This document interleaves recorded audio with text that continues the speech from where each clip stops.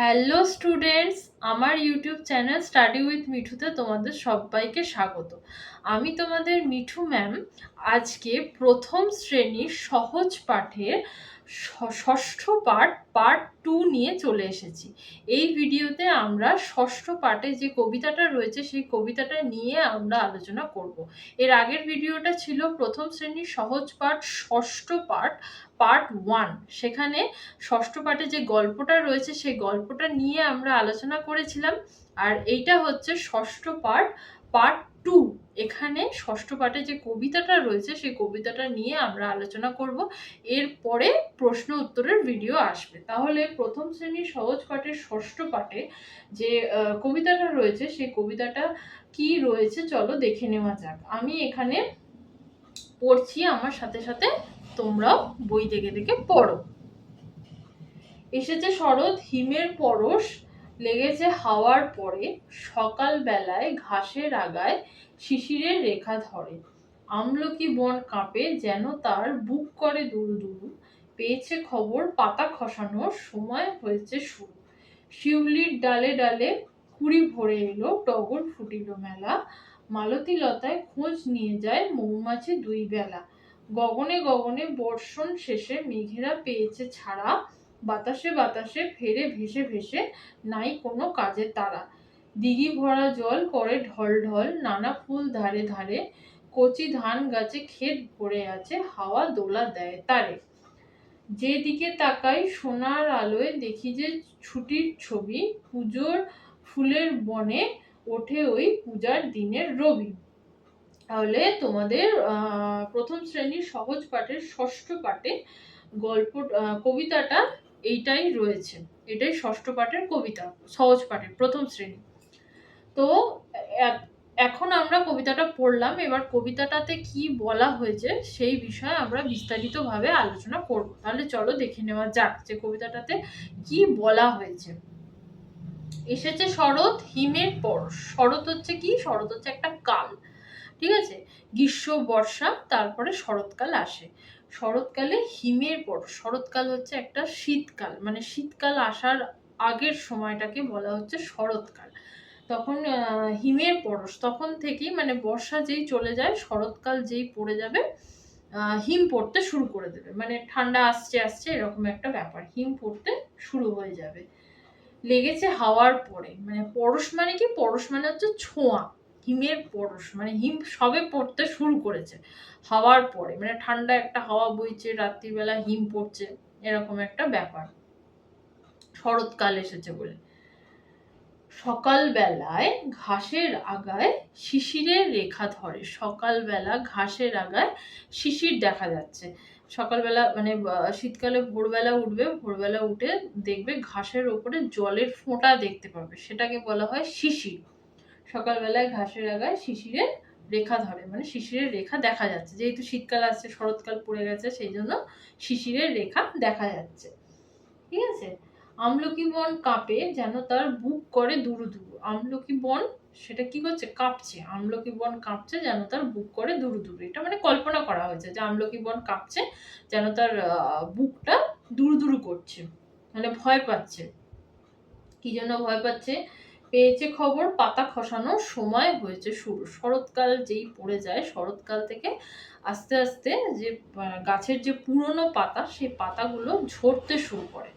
আর তারপরে বসন্তকাল যখন আসে তখন থেকে নতুন পাতা গজাতে শুরু করে, ঠিক আছে? এটা প্রকৃতির নিয়ম, প্রত্যেক বছরই এটা হয়, প্রত্যেক গাছেই এটা লক্ষ্য করা যায় যে শরৎকাল যেই আসে আস্তে আস্তে পাতাগুলো ঝরতে শুরু করে, শোকাতে শুরু করে, শুকিয়ে গিয়ে ঝরে যায়। আর তারপরে বসন্তকাল যেই আসে নতুন নতুন ছোট ছোট কচি কচি পাতা গজাতে শুরু করে, ঠিক আছে? তো সেই জন্য এসেছে খবর পাতা খসানোর সময় হয়েছে শুরু। মানে শরৎকাল যেহেতু পড়ে গেছে, এবার আস্তে আস্তে পাতাগুলো শুকিয়ে যাবে, তারপর পাতাগুলো খসে যাবে, মানে ঝরে পড়ে যাবে।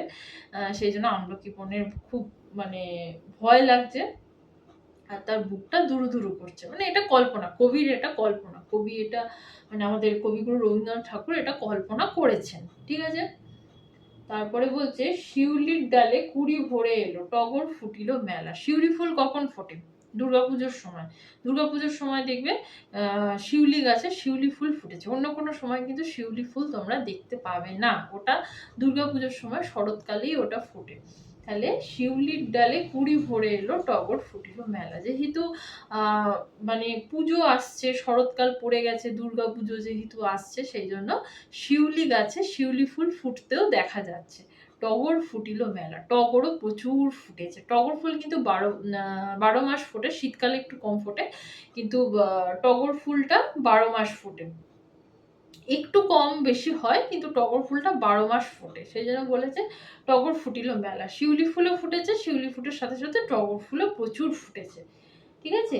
মালতী লতায় খোঁজ নিয়ে যায় মৌমাছি 2 বেলা। মালতী লতায়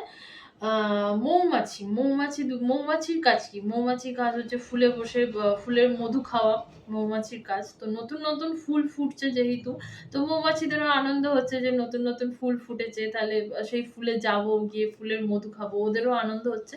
সেই জন্য মালতী লতায় মৌমাছিও দুবেলা আসছে, দুবেলা এসে খোঁজ নিয়ে যাচ্ছে যে ফুল ফুটেছে কিনা, ফুল এখনো না, যদি নাও ফুটে থাকে কতদিনে ফুল ফুটবে, কারণ কি ওদেরও একটা আনন্দ হচ্ছে। ঠিক আছে। গগনে গগনে বর্ষণ শেষে মেঘেরা পেয়েছে ছাড়া। বর্ষণ মানে কি? বর্ষণ মানে হচ্ছে বর্ষাকাল। বর্ষাকালে মেঘেদের কাজ কি হয়? বর্ষাকালে মেঘেদের কাজ হয় বৃষ্টি হওয়া, সবসময় বৃষ্টি হওয়া মেঘেদের কাজ হয়। তো শরৎকাল যেহেতু পড়ে গেছে, বর্ষাকাল চলে গেছে, বর্ষাকাল চলে গিয়ে শরৎকাল পড়ে গেছে, তো তখন মেঘেদের ছুটি হয়ে গেছে, মানে মেঘেদের আর কোনো কাজ নেই। তো সেই জন্য বলেছে গগনে গগনে বর্ষণ শেষে। গগন মানে কি? গগন মানে হচ্ছে আকাশ। আকাশ, বর্ষাকাল শেষ হয়ে গেছে, মেঘ আকাশে থাকে, বর্ষাকাল শেষ হয়ে গেছে, তাই মেঘেদের কাজও শেষ হয়ে গেছে। সবসময় যে বৃষ্টি পড়া মেঘেদের কাজ ছিল, সেই মেঘেদের কাজটাও শেষ হয়ে গেছে। মেঘেরা পেয়েছে ছাড়া, মানে মেঘেদেরও ছুটি হয়ে গেছে। মেঘেদের কাজ ছিল বর্ষাকালে বৃষ্টি হওয়া, বর্ষাকাল চলে গেছে, মেঘেদের কাজও শেষ হয়ে গেছে। বাতাসে বাতাসে ফেরে ভেসে ভেসে নাই কোনো কাজের তারা। দেখবে বর্ষাকালে আকাশে কালো কালো মেঘ দেখতে পাওয়া যায়। যেখানে মেঘগুলো জড়ো হয় সেখানে বৃষ্টি হয়, কিন্তু অন্য সময় দেখবে আকাশে সাদা সাদা মেঘ ভেসে যায়।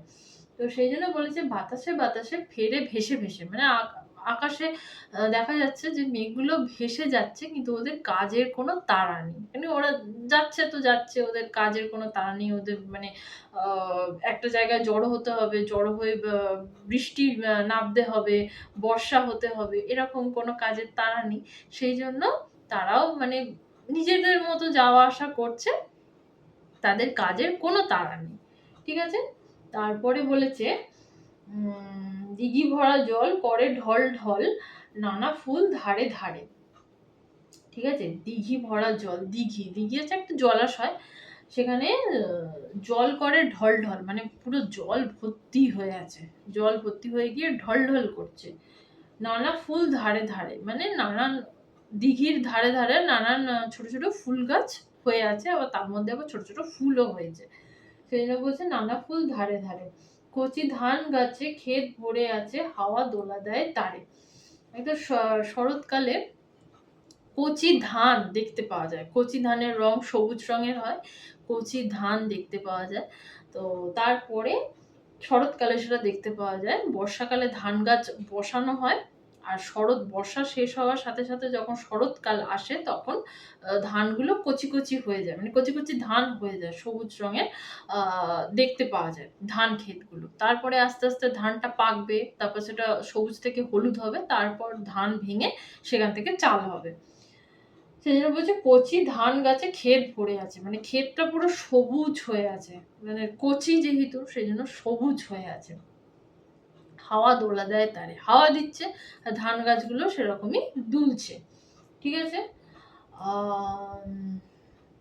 সে দিকে দিকে, যে দিকে তাকাই সোনার আলোয় দেখি যে ছুটির ছবি।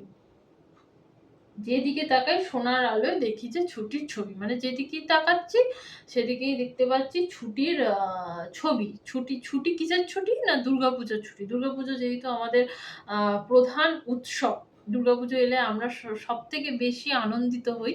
সেই জন্য মানে যেদিকেই তাকাচ্ছি সেদিকেই, মানে যেদিকেই তাকাচ্ছি সেদিকেই ছুটির ছবি দেখতে পাচ্ছি। কারণ কি দুর্গা শরৎকাল যখনই আসে তখনই দিন গুনতে আমরা শুরু করে দিই যে দুর্গাপুজো আসতে আর 60 দিন বাকি, দুর্গাপুজো আসতে আর 50 দিন বাকি, আর 45 দিন বাকি, এরমভাবে আমরা দিন গুনতে শুরু করি। সেই জন্যই বলছে যে যেদিকে তাকাই সেদিকেই দেখি ছুটির ছবির রবি। ঠিক বললাম তো? যেদিকে তাকাই সোনার আলোয় দেখি যে ছুটির ছবি। ঠিক আছে? মানে যেদিকেই তাকাই সেদিকেই মানে খালি মনে হচ্ছে দুর্গাপুজো আসছে, এই তো আর এই কটা দিন বাকি, আর 1 মাস বাকি, আর 1.5 মাস বাকি, এরকম মনের মধ্যে আনন্দ হচ্ছে। সেই জন্য বলছে যে যেদিকে তাকাই সোনার আলোয় দেখি যে ছুটির ছবি। মানে একটা ছুটি, একটা বড় একটা উৎসব আসছে, সেই জন্য আনন্দ হচ্ছে, এরকম একটা ব্যাপার। পূজার ফুলের বনে ওঠে ওই পূজার দিনের রবি। ঠিক আছে? পূজার ফুলের বনে মানে ফুল বনে পূজার দিনের রবি, মানে সূর্য উঠছে, মানে পুজো আসছে।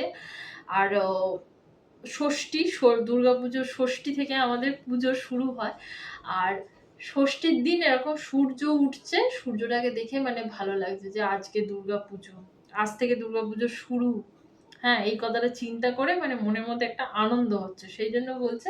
আর দুর্গাপুজো মানে সব স্কুল পড়া সবকিছুই ছুটি, সেই জন্য বলছে পূজার ফুলের বনে ওঠে ওই পূজার দিনের রবি। মানে পুজোর দিনের রবি মানে সূর্য। পুজোর দিনে সূর্য উঠেছে, সেটা দেখে মানে ভালো লাগছে যে আজকে ষষ্ঠী বা 1 সপ্তাহ পর পুজো, সেটা দেখে মনের মধ্যে আনন্দ হচ্ছে। মানে মনের মধ্যে একটা হচ্ছে যে আজকে স্কুলে যাচ্ছি, ঠিক আছে, পরের সপ্তাহে পুজো, পরের সপ্তাহে ছুটি আছে 1 সপ্তাহ, স্কুলে যেতে হবে না, মানে পড়া করতে হবে না, এরকম একটা আনন্দ। তো সেই জন্য বলেছে পূজার দিনের রবি, মানে এতটাই আনন্দ মনের মধ্যে হচ্ছে। তো এটাই ছিল তোমাদের প্রথম শ্রেণীর সহজ পাঠের 6ষ্ঠ পাঠের কবিতা। তো সেই কবিতাটা নিয়ে আমরা এই ভিডিওতে আলোচনা করলাম। এর আগের ভিডিওতে আমরা 6ষ্ঠ পাঠের গল্পটা নিয়ে আলোচনা করেছিলাম, সেটা ছিল 6ষ্ঠ পাঠ পার্ট 1। এটা হচ্ছে 6ষ্ঠ পাঠ পার্ট 2। এখানে আমরা কবিতাটা নিয়ে আলোচনা করলাম। এখনো পর্যন্ত আমরা প্রথম পাতা থেকে 6ষ্ঠ পাঠ পর্যন্ত আলোচনা করেছি, তার মধ্যে আজকের ভিডিওটা ছিল একটা। আর প্রথম পাতা থেকে আমরা পঞ্চম পাঠ পর্যন্ত প্রশ্ন উত্তর নিয়েও আমরা আলোচনা করেছি। সেই ভিডিও যদি এখনো পর্যন্ত কেউ দেখে না থাকো তাহলে প্লেলিস্টে গিয়ে দেখে নেবে, সেখানে পরপর ভিডিওগুলো সাজানো রয়েছে। ক্লাস 1 সহজ পাঠ বলে একটা প্লেলিস্ট আছে, সেখানে যাবে, সেখানে গেলেই দেখতে পাবে প্রথম থেকে পরপর ভিডিওগুলো সাজানো রয়েছে। তোমরা যদি চাও তাহলে সেখানে গিয়ে তোমরা দেখে নিতে পারো। আজকে আমার ভিডিওতে যদি কেউ নতুন থেকে থাকো আর এখনো পর্যন্ত যদি আমার ইউটিউব চ্যানেল স্টাডি উইথ মিঠুকে সাবস্ক্রাইব না করে থাকো, তাহলে আমার ইউটিউব চ্যানেল স্টাডি উইথ মিঠুকে সাবস্ক্রাইব করে দিও। আর পাশে থাকা বেল আইকনটাকেও ক্লিক করে দিও, তাতে আমি যখনই নতুন কোনো ভিডিও আপলোড করব তোমাদের কাছে নোটিফিকেশান পৌঁছে যাবে। আজকে এই পর্যন্তই। এর পরের ভিডিওতে আমরা প্রথম শ্রেণীর সহজ পাঠের 6ষ্ঠ পাঠের প্রশ্ন উত্তর নিয়ে আলোচনা করব।